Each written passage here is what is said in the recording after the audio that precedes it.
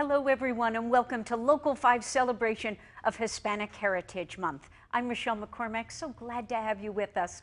Over the next half hour, we'll highlight the achievements of Hispanic, Latino, and Indigenous people in the areas of business, education, nonprofit work, and the arts, but also demonstrate the universal impact of Hispanic culture that we can all enjoy and celebrate. So let's begin. As Northeast Wisconsin communities grow more diverse, so too do our schools. Local 5's Chris Schuler has more on what educators in the Green Bay Area School District are doing to help Hispanic children succeed. So guys, like for number one. In the Green Bay Area Public School District, the demographics of the student body are changing. When it comes to our Spanish-speaking English learners, our numbers have increased tremendously. And that is a good thing, according to district officials. Everybody has brings something to the table, and that we all are unique in our needs and our skills. Who say they're committed to help Hispanic students succeed by offering services specifically for them. We are always looking for bilingual teachers. It's estimated that 28% of students enrolled at district schools like here at Eisenhower are Hispanic. And the Associate Director of Bilingual Education says over 1,200 of those Spanish-speaking students are learning English at multiple area schools. They are able to walk away graduating from high school saying that they are literate in both languages, in English and in Spanish. It's a long commitment, 4K through 7th grade.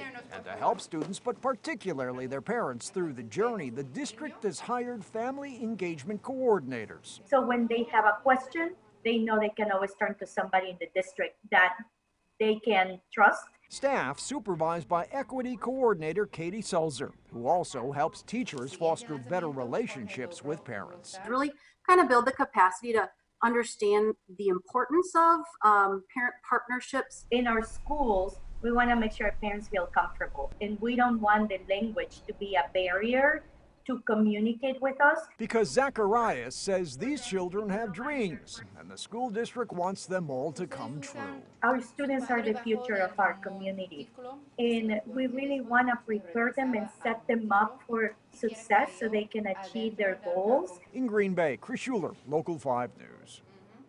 Now, it's believed that there are more than 450 million native Spanish speakers. That's second only to Chinese when it comes to the most spoken languages in the world. And English is just behind Spanish, with about 360 million native speakers worldwide.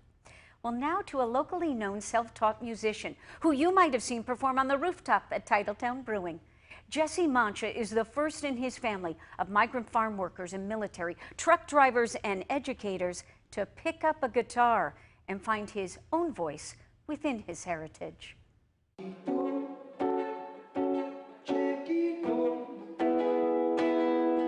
It is a song from a father to a son, from a Texas native who now calls Green Bay home. Jesse Mancha remembers vividly the night his family moved north for better opportunities. We grew up very poor. Our car actually broke down halfway here, and my dad sold it for 20 bucks. Dead serious, it's a true story. And the first night we ever spent in Green Bay was underneath a tree. At a young age, he felt the judgment from people just by looking at him. Getting called out for the color of your skin, you know. And the funny looks he got anytime he brought up Hispanic Heritage Month. People never took it seriously, and they kind of just waved it off. For the self-taught artist, music became a way to define himself. We have been here, and a lot of us are indigenous. You know, we're native to this land. So do you want to be known as a great indigenous artist or a great artist who just happens to be indigenous? I just like to be known as Jesse Mancha, honestly. I'm proud to be Mexican. But yeah, no, as long as people see me for who I am in no other way, then that'd be cool.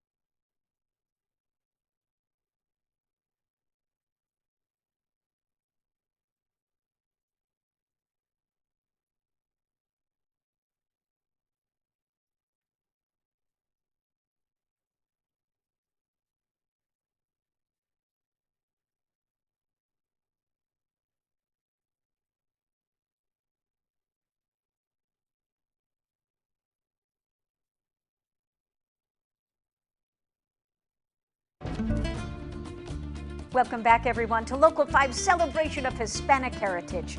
Started in 1968 by Congress originally as a week, Hispanic heritage expanded to a month and is now observed September 15th through October 15th. This allows the celebration to coincide with National Independence Days in several Latin American countries, from Guatemala to Costa Rica to Mexico and Chile. For those choosing a new life, though, here in America, they need more than just a desire to realize a dream.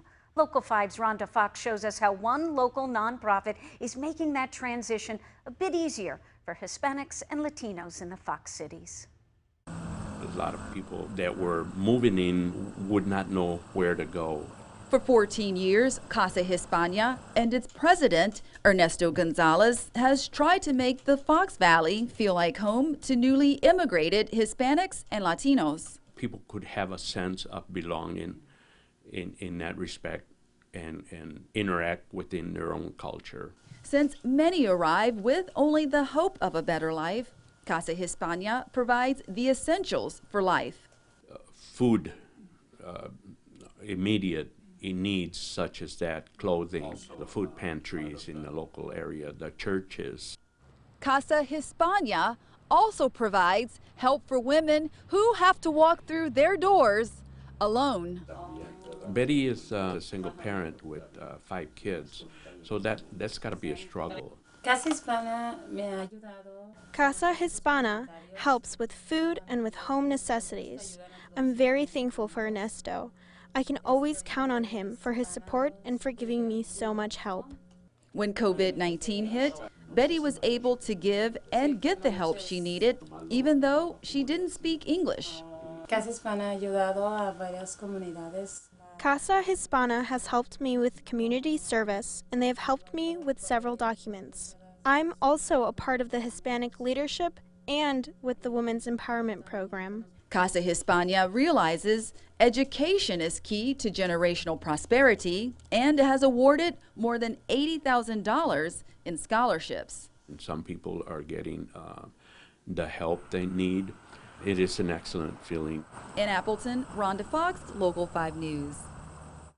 And there are so many ways to communicate Hispanic and Latino culture. Such is the case with Alaway's Edgar Fragas. Love and marriage brought the Cuban artist to Northeast Wisconsin, where he watches the struggles of his new homeland and thinks of the old.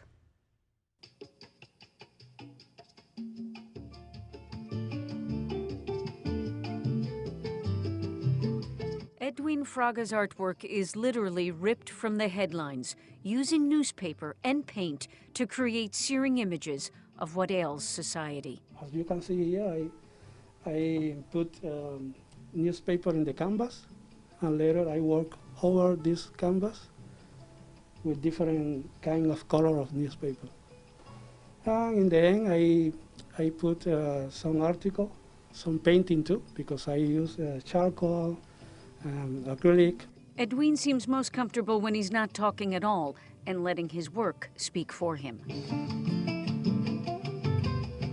From his home studio here in Alaway, Edwin literally offers a window to the world and shows the similarities between the country where he was born and the place he now calls home. From sport to the will to thrive and the right to protest. Is this kind of things that is happening right now in the United States. So I think that is a polemic painting, or will be a polemic painting. If a picture's worth 1,000 words, then oh, the stories Edgar Fragas' pictures can tell.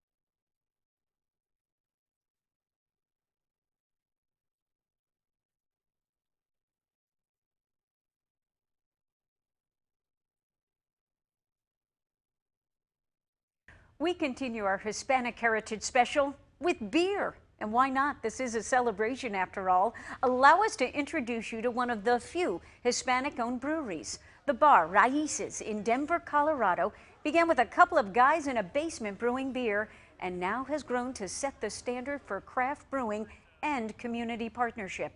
Every aspect of Raíces is infused with Latino culture. If we're able to impact young people and say, hey, be proud of where you came from, be proud of the color of your skin and how you talk and what you look like.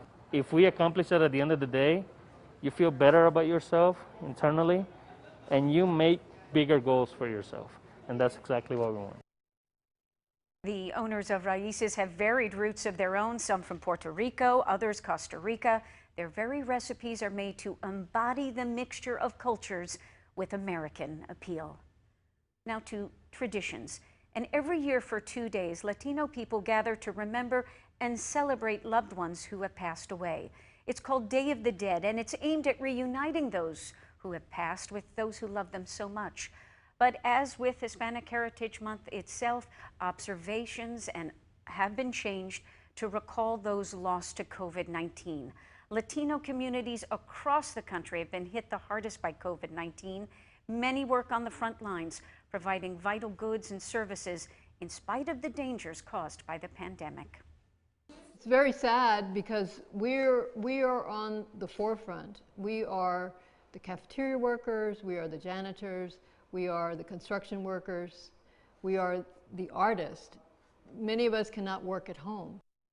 The tradition of Day of the Dead includes offerings with decorative skulls to represent those loved ones. The celebration also has their favorite food and drinks as well as personal belongings. Unfortunately, though, Green Bay observances will be noticeably scaled back this year. In fact, we all realize the continued importance of social distancing, but it turns out that some of the most beautiful Latin dances can also be done solo. So now's the time to stand up and take some instruction from a local teacher who truly embodies the universal appeal of Latin culture. We're gonna simply step forward with the left foot. With a name like Ija Matuzak, Come back, together. That's it. you may not assume she's a master of Latin dance. Together. That's halfway done, you guys. Very good job. But that would be underestimating the global appeal of the art form. Forward, together. That completes the basic step of salsa. Well, I was 12 years old when I started professionally training in ballroom and Latin dancing. I started out with the after-school program in Seoul, South Korea, and I instantly fell in love with Latin dancing. Matuzak is slowly getting folks back into salsa with social distancing now. It brings much joy and warmth in between people. It has social interaction that brings so much in-depth understanding of each other's between dancers. You don't need to speak a word, you just move through the music and feel the rhythm. Feeling the rhythm and stretching your boundaries. Cultures coming full circle.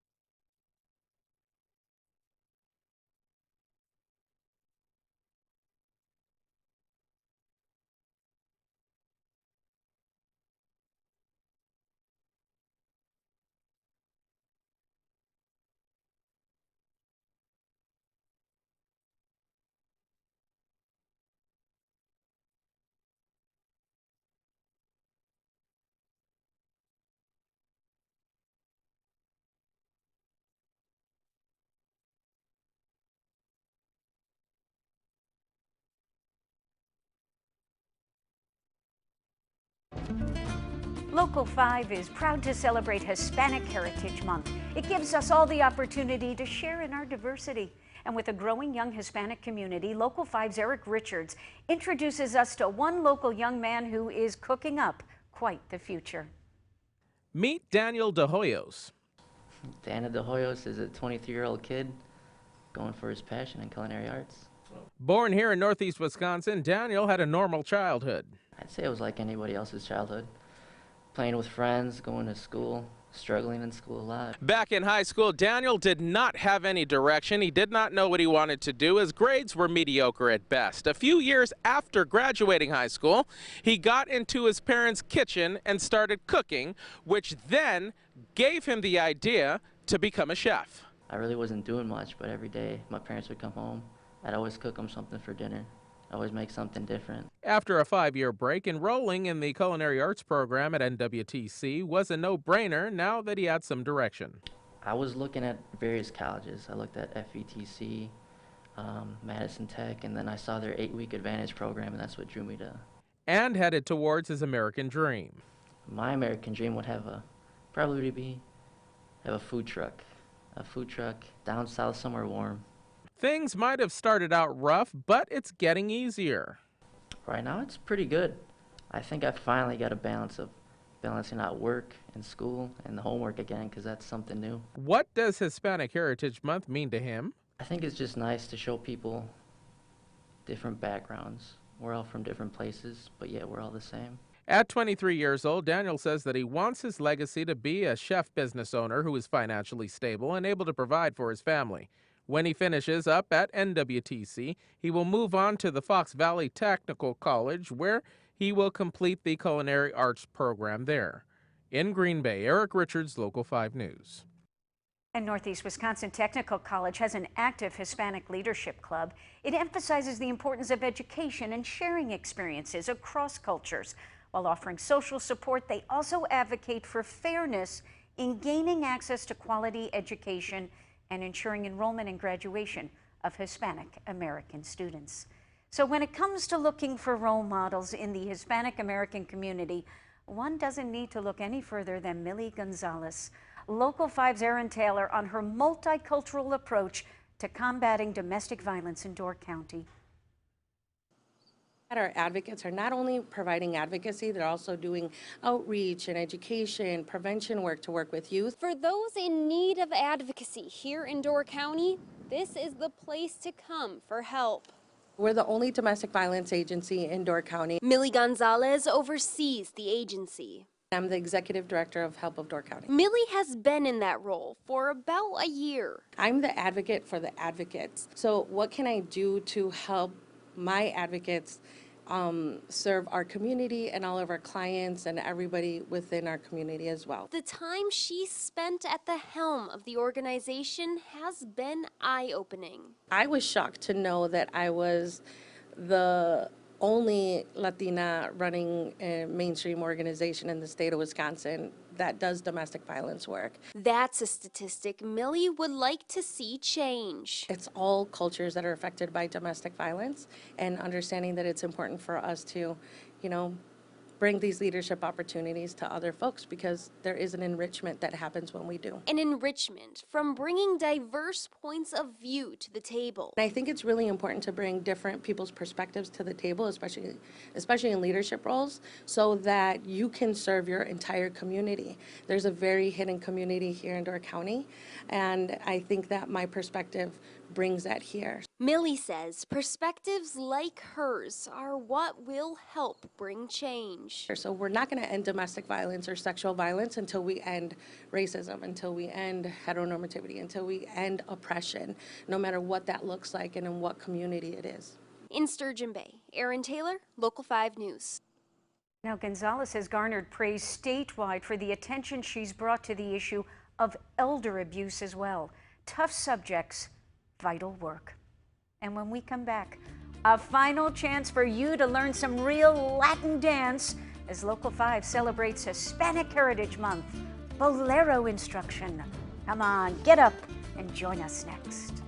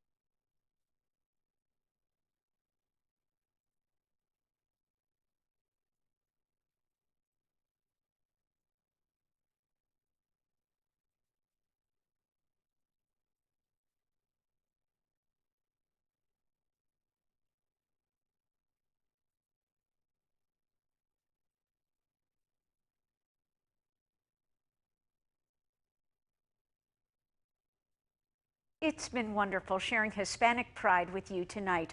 We leave you now with our last attempt to get you up and get you dancing, the often overlooked bolero, as shown to us by Green Bay's own Stephanie Morales.